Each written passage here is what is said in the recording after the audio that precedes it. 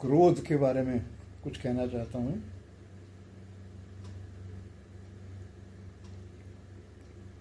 किसी मानव पे या किसी पशु पक्षी पे, किसी जानवर पे क्रोध क्या करना है।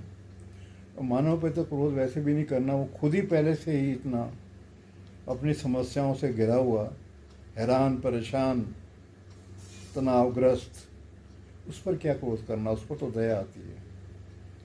क्रोध करना तो किसी बड़ी चीज़ पे क्रोध करो। क्रोध करना है तो भगवान पे क्रोध करो, श्री कृष्ण पे क्रोध करो। आज मैं श्री कृष्ण पे एक क्रोध मेरे अंदर उत्पन्न हो रहा है। ऐसा सुनने में आया मेरे को कि बांके बिहारी का मंदिर वृंदावन में ये कितना गलत वहाँ के पुजारी लोग कर रहे हैं। एक वीआईपी दर्शन की लाइन अलग बना ली है, उनको पैसे जमा करा के उनसे, और उनको अलग से जो है पिछले दरवाजे से पहले दर्शन करा के छुट्टी दे दी जाती है। ये क्या तरीका है? यानी यहाँ पर भी भगवान के दर्शन के लिए भी जो है पैसे खाए जा रहे हैं। यहाँ पे मुझे भगवान कृष्ण पे क्रोध आ रहा है। भगवान कृष्ण क्यों होने दे रहे हैं ऐसा? ऐसा जगन्नाथ जी के मंदिर के बारे में भी मैंने सुना, वो भी भगवान कृष्ण ही है कि वहाँ भी वीआईपी दर्शन के लिए जो है आपका 10 मिनट में निपट जाएंगे आप, अन्यथा तो लोग सुबह से लगे हुए शाम को भी नहीं हो पाता। वो गरीब लोग धूप में खड़े हैं और वीआईपी दर्शन वाले हेलीकॉप्टर से उतरे और पीछे से चले गए और आपने करा दिए। भगवान कृष्ण जी पे क्रोध आएगा मेरे को, जगन्नाथ जी पे क्रोध आएगा।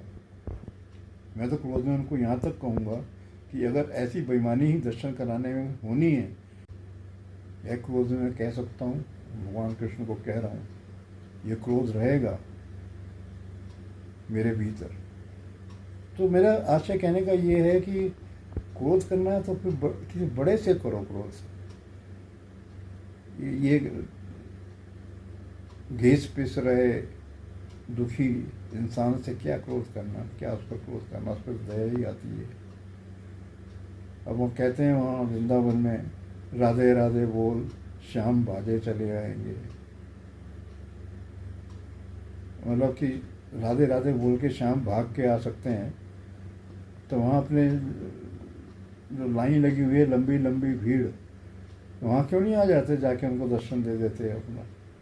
और वीआईपी दर्शन के लिए ये अनुमति है उनकी तरफ से कि 1000-2000 रुपये दे के वीआईपी लाइन से जाओ और दर्शन कर लो। मतलब क्या ये मंदिर भी अब बड़े लोगों का स्थान रह गया? और बड़े लोगों को क्या मिलेगा दर्शन करके? कुछ नहीं मिलेगा उन्हें। अगर वो ये सोच के दर्शन कर रहे हैं कि हमें भगवान से कोई कृपा प्राप्त हो जाएगी, तो भूल जाएं, कुछ प्राप्त नहीं होगा उनको।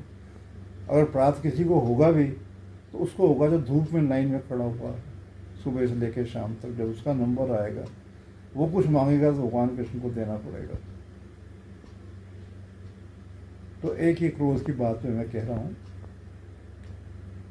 शेष मैं अगले उसमें संकोच के बारे में बात करूँगा अगले क्लिप में, कि संकोच कितना हानिकारक होता है। यहाँ पर तो इतनी बात रखनी थी। नमस्कार, जय राधा कृष्ण।